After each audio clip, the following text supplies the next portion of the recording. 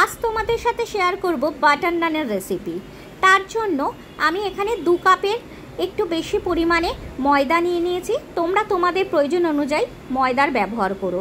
স্বাদ অনুযায়ী লবণ, 1 চা চামচ চিনি, 1/2 চা চামচ বেকিং পাউডার, 1/2 চা চামচ বেকিং সোডা আর বড় চামচের 2 চামচ মিল্ক পাউডার নিয়ে সমস্ত উপকরণ ময়দার সাথে মিশিয়ে নিলাম।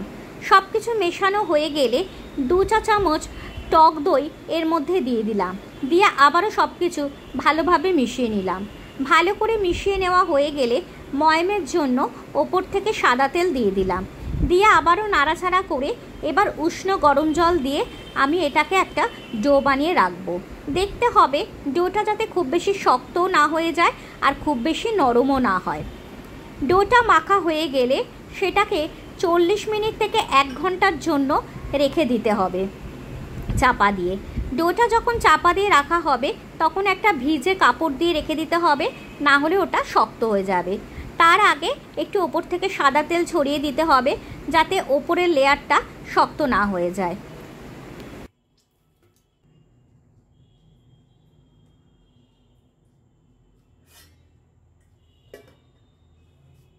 আর 40 মিনিট পর ফিরে এলাম।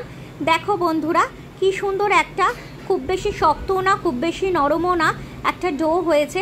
এবার ওই ডো থেকে সমান ভাগে একটু বড় বড় সাইজের লেচি বানিয়ে নিতে হবে। সব কটা লেচি বানানো হয়ে গেলে 2 হাতের তালুর সাহায্যে ওগুলোকে একটু গোল গোল করে নিতে হবে।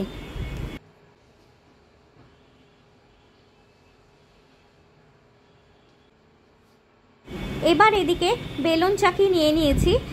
চাকির ওপর একটুখানি সাদা তেল মাখিয়ে নিলাম, নিয়ে একটা লেচি নিয়ে গোল নয় একটু লম্বাটে টাইপের শেপ দিলাম নান বানানোর জন্য। এবার তার উপর একটু বেলা হয়ে গেলে ওপর থেকে একটু কালো জিরে ছড়িয়ে দিলাম, দিয়ে আবার বেলুন দিয়ে আবার একটু বেলে দিলাম। এদিকে গ্যাসের ওপর একটা ফ্রাইং প্যান বসিয়ে নিয়েছি, তার ওপর এই নানটা দিয়ে দিলাম, দিয়ে এপিট ওপিট করে একটু লাল লাল করে ভেজে নেব যতক্ষণ না একটা হালকা বাদামি কালার আসে। কালার ধরে গেলে এর মধ্যে এবার তোমরা তোমাদের স্বাদ অনুযায়ী যতটা দেবে 1/2 চামচও দিতে পারো বা 1 চামচের মতো বাটার দিয়ে এপিট ওপিট একটু ভালো করে ভেজে নিলাম। এই রকম একটা বাটার নান যে কোনো ভেজ বা নন ভেজ আইটেমের সাথে ভালো যাবে।